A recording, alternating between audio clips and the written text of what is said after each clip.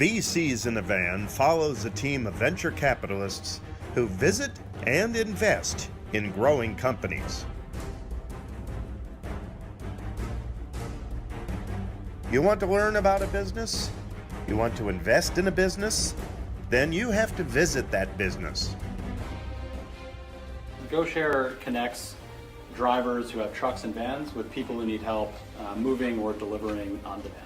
Essentially what Jeremy and I have done was take our 40 plus years combined behind the bar and took the knowledge and experiences from that, and we decided to design some new bar tools. Tom Tully, Mark Bowles, and Neil Centuria are seasoned entrepreneurs, and they find out what's for real and what is not. I hear semantics. I haven't heard the number. I just want numbers to come out of your mouth. How much revenue are you going to do in the next 3 months, 6 months, and a year?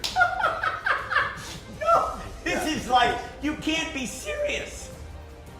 I've built a lot of companies. I've always had a plan to make money. It might not have been this year, it might not have been next month, but there's a plan to make money. No, we can't do that. You can't lose 300 grand. We've already lost most of it. You can't lose that. It's hard to find it. If you get, it could be under a bush. You have to sell this problem, and I love that part of the story because once you become aware, and it's really easy, you're doing it wrong. Either you have too much burn rate, not enough revenue, not enough margin, or you're a software company. And VCs in a Van allows the audience at home to participate or invest also. All of this and more on this season of VCs in a Van. If you want my money, I think you should treat it with a bit more dignity and respect.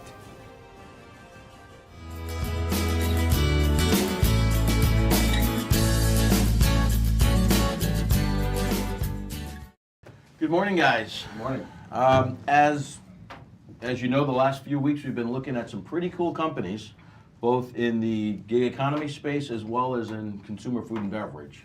So we're going to continue that trend this week, but my memory's pretty short. So remind me again a little bit of some of the high levels about the space. Let's start with consumer food and beverage. What's going on in that space and what should we keep our eyes open for? Yeah, so some of the highlights that we're seeing in 18 are there's a lot of M&A transactions going on with PE and the strategics. They're looking at some really great opportunities. Some of the trends that we're seeing now is this easier to buy a brand or the methods and the different things that are available as opposed to developing them organically. Are you seeing things that are integrating technology with food and beverage? Yeah, absolutely. We're seeing a lot of that. There's a lot of that. And that's what's interesting, and that's kind of pulling in some of the millennials, is some of the integration of the home products into the fridge, the smart technologies are all being kind of integrated with also increasing the value of the food. Right. Anything that helps you prepare a meal faster, a new gadget, a delivery service, Amazon just bought Whole Foods. Yeah, but the gadget has to be priced right. There's that $800 coffee juicer, yes. Juiceroo, which went bazoopadoo. Yeah. So let's be sure that there's some connection between the gadget and what the guy will pay for what the gadget gets. And then on the consumer food and beverage, I've selected a company that really combines technology with the food and beverage market. It's a company called TinPlay's, and they've got a new spin on the bar tools market. So instead of just your old shakers and strainers and whatnot, they've got a unique way of making sure that both the bar owner and the consumer at home can pour a perfect drink with the right amount of stuff, with no waste, and looks cool. So that sounds right. I'm really interested in going and sampling their wares.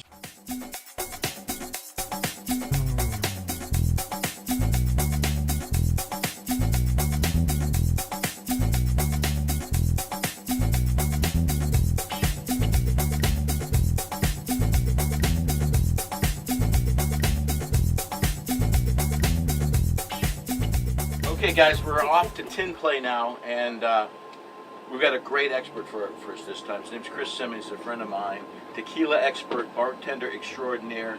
Brian Malarkey, the celebrity chef, top chef. He's a big shot. Well, Chris runs all of his food and beverage programs for all of his restaurants, and he actually manages the Farmer and the Seahorse as well. I can't get in there. Maybe you can get in today. So we'll swing by there on the way downtown to see TinPlay, pick up Chris, and he'll give us a really good feeling for whether this product is, has any merit.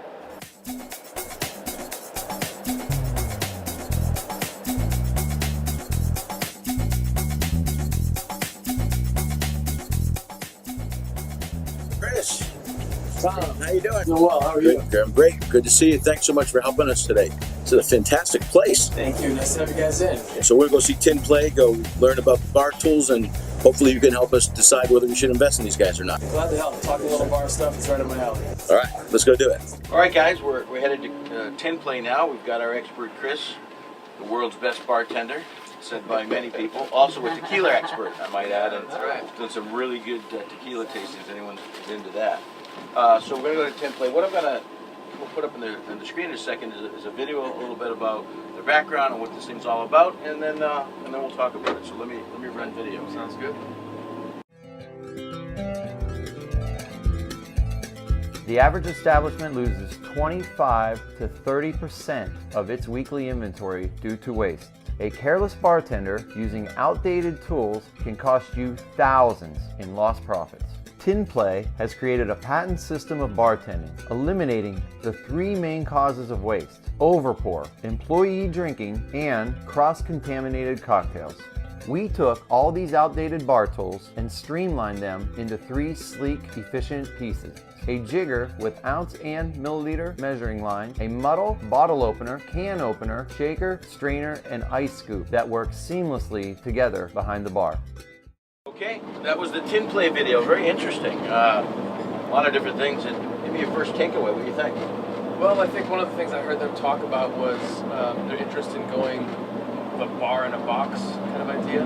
And my personal feeling is I like that a little better than their play toward bartenders and restaurants, specifically a certain type of restaurant. Right? My background is really in restaurants where we're creating high-level cocktails. We're talking about the $14 or $15 cocktail. When you're making a cocktail of that level, the emphasis is really to train your bartenders to be able to create that cocktail.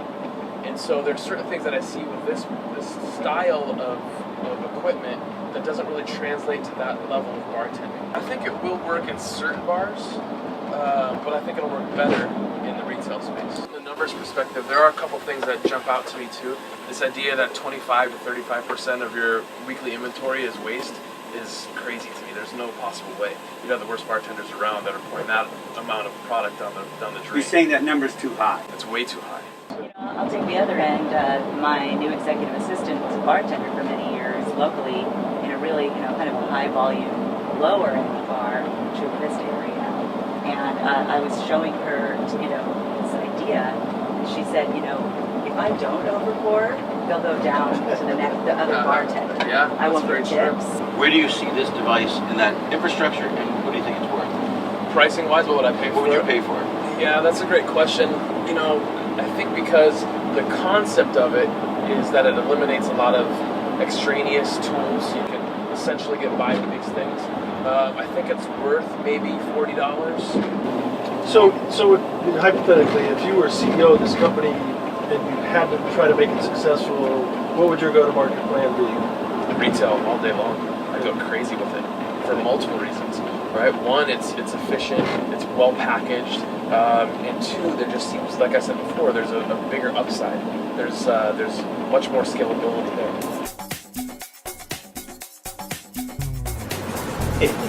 The van has arrived. For good reason, I might Set add. them up, boys.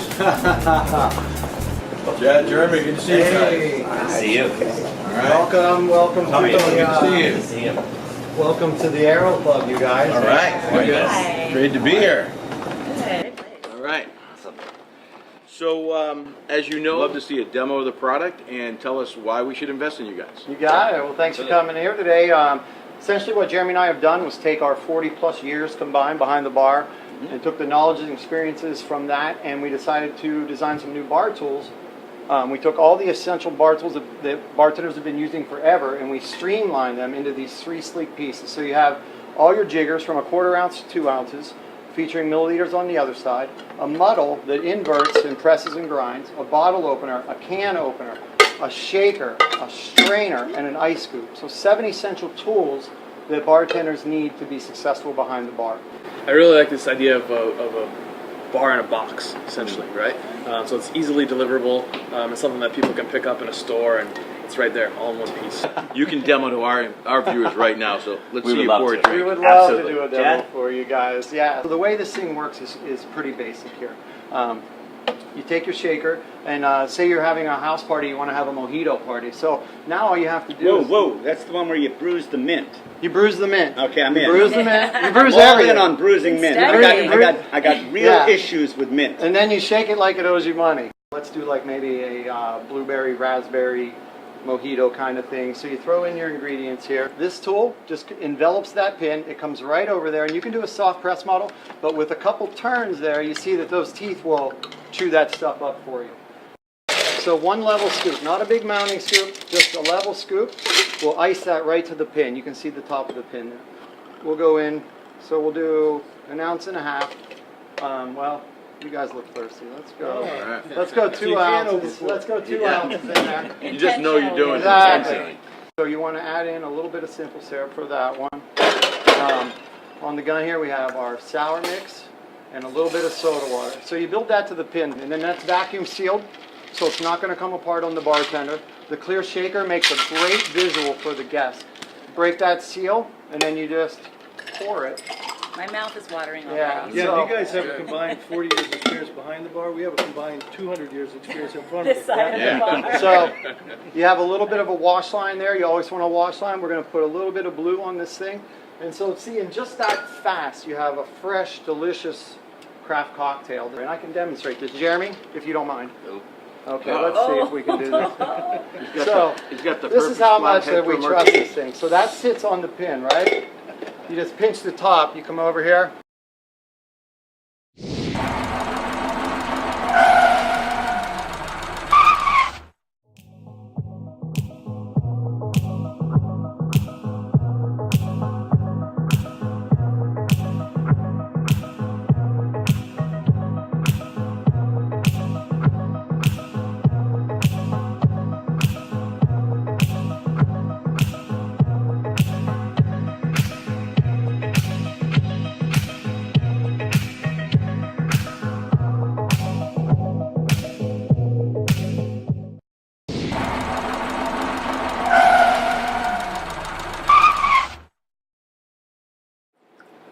And you pour that martini.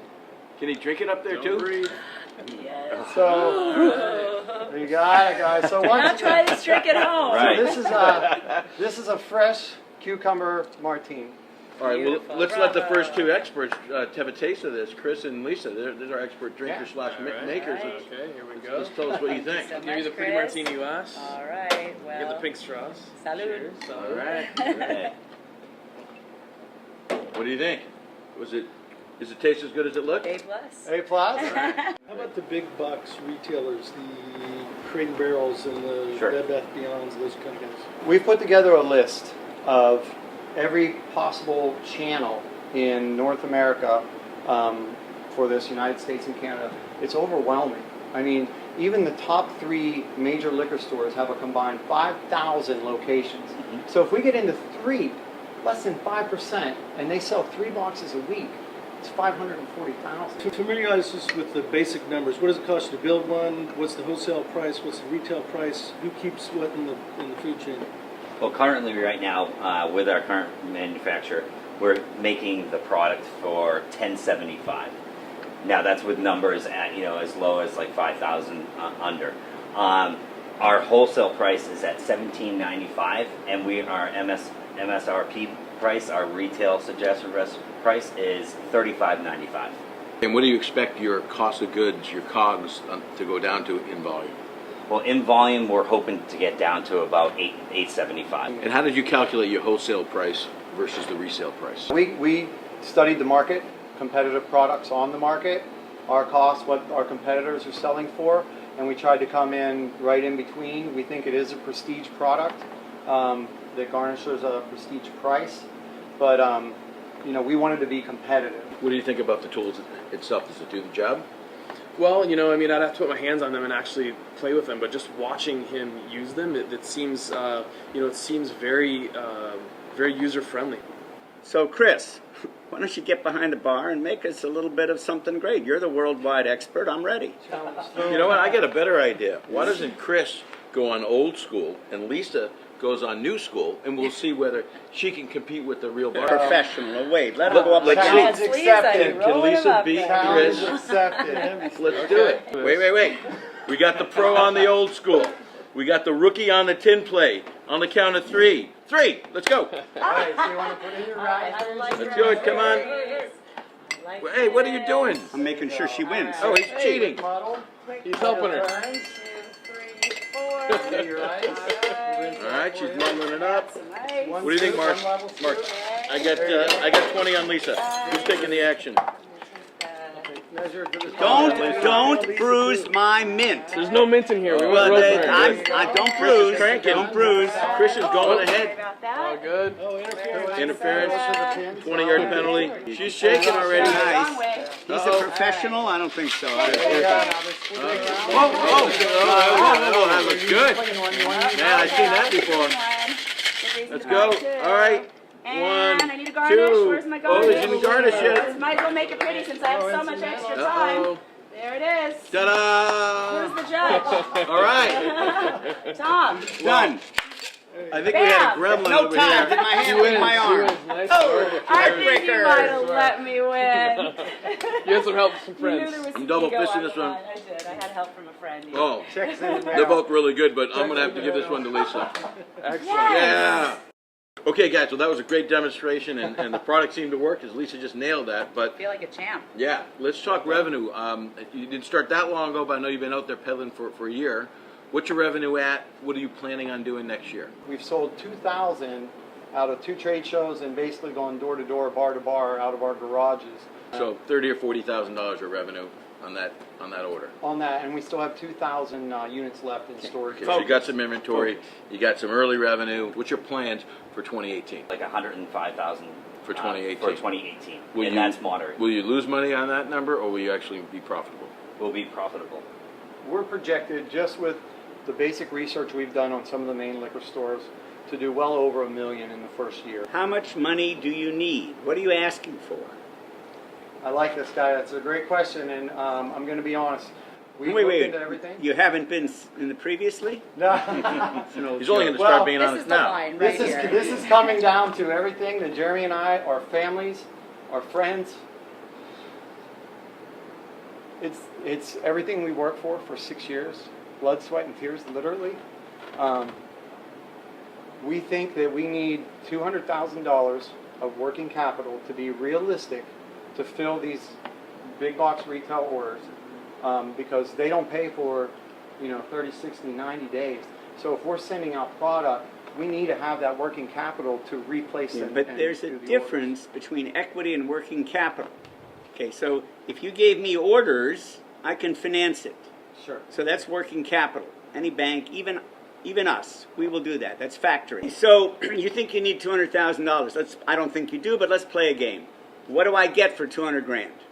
For $200,000, we're looking to find a strategic partner. No. The question is, what percent of the company do I get to have in my hot little hands for 200 grand? You get 20% of a turnkey operation ready to go. 20% equity. Okay. Interesting.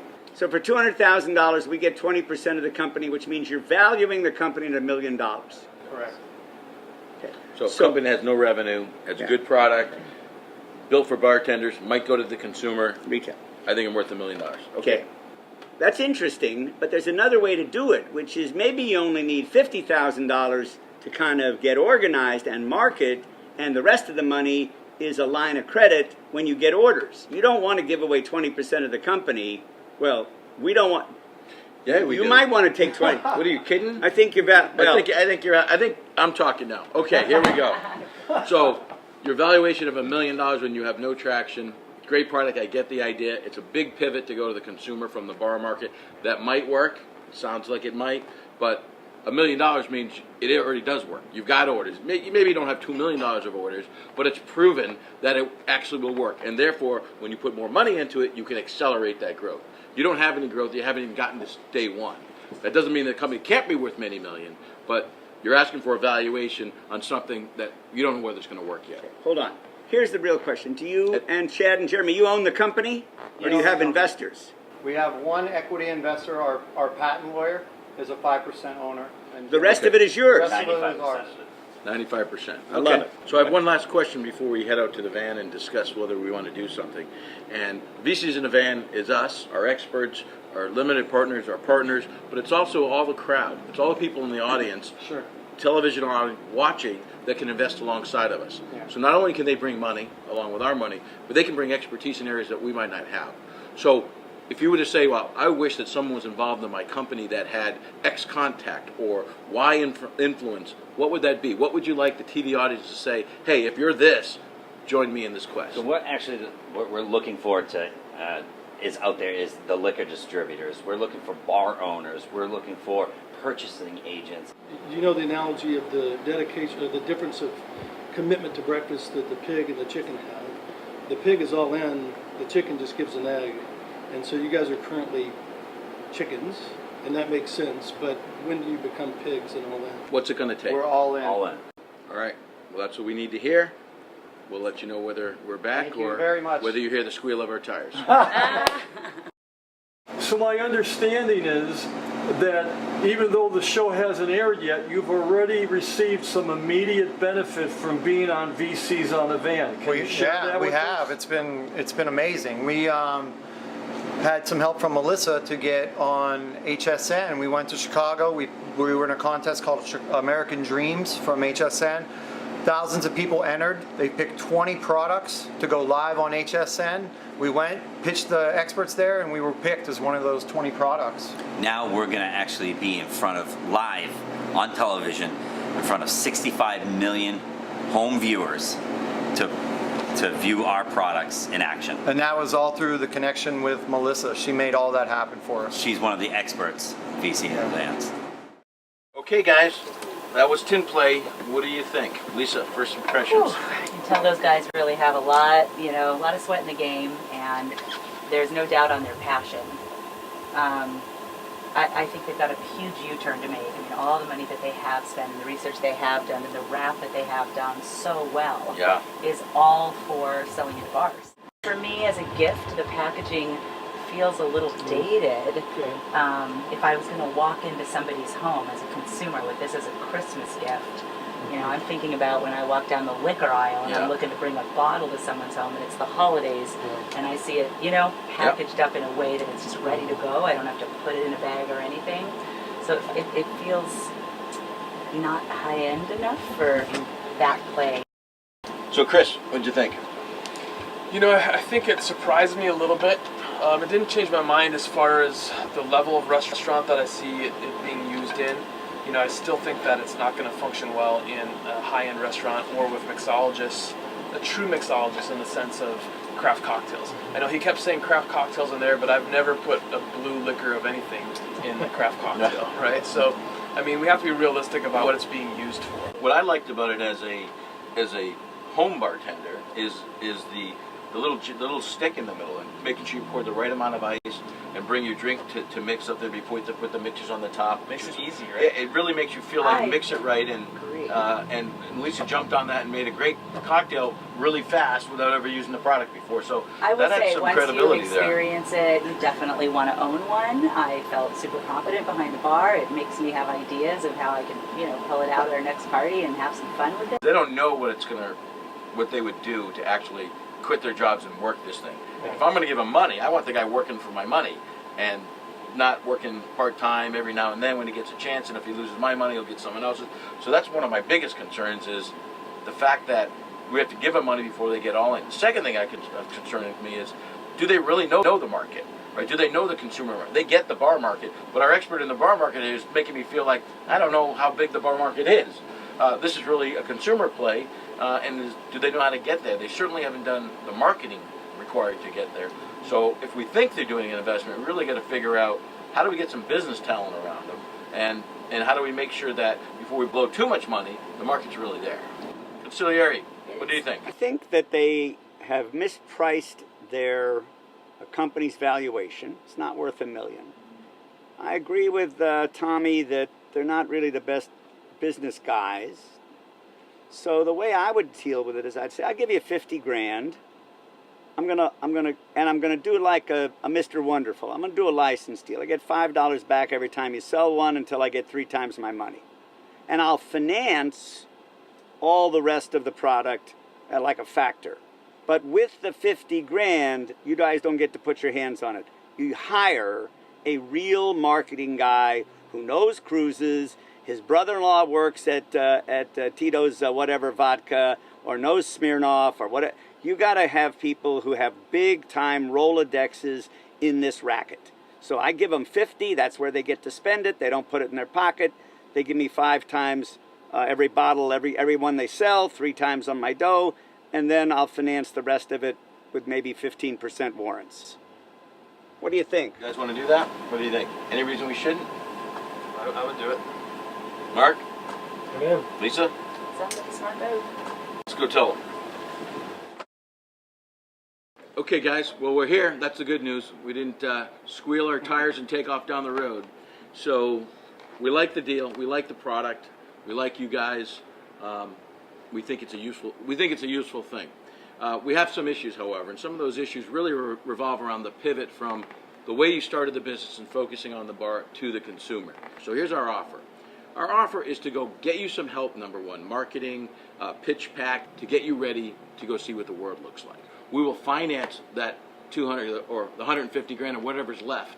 We will finance that, and we'll do it at your offer. So finance the receivables. We'll do 20% of the company in warrants for that, plus we'll invest what it takes to get you ready. That's our offer. What do you think? And that would be for the 20% equity share. For 20% equity. And we get all the support from all of And you you get guys. the VCs, you get our network, you get VCs in the van on the street looking in, and we'll help you get there. And my suggestion, I would have been tougher than he is. I would take the offer before he changes his mind. What do you think? All right. We're going to accept your offer. All right. Thank you so much. Look forward to working with you. Next thing. Thank you so much. Congratulations, Thank you guys. so much. Thank you so much. Right, we can feel that. Yeah, totally does. Been there so much, man. Thank you. So excited to work with you guys. Great. Look forward to working with you Guys, thank you. All right. All right. Have a shot of tequila. We'll see you soon. VCs in a Van allows qualified individuals to invest in any of the companies featured in the show. To invest, go to vcsinavan.com. You may even be selected to be on the show.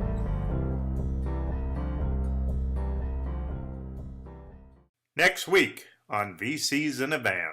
Tightly, You're going to get whacked. Okay. That's something for a guy from New Jersey, you know what getting whacked is. I do. If you want my money, I think you should treat it with a bit more dignity and respect.